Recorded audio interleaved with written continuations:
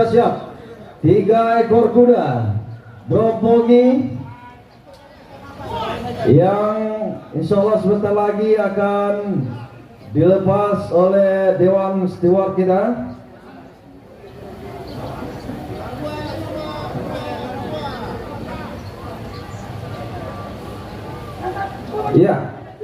Ya, maju, oke, ya.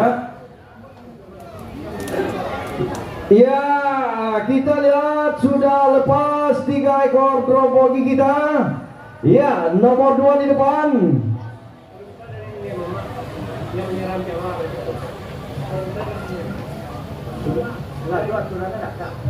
Apa? Ya. Mohon dipersiapkan Mak Datuk Atu Basah yang menyerahkan hadiah menurut Dewan Steward. Kalau bisa dipersiapkan dan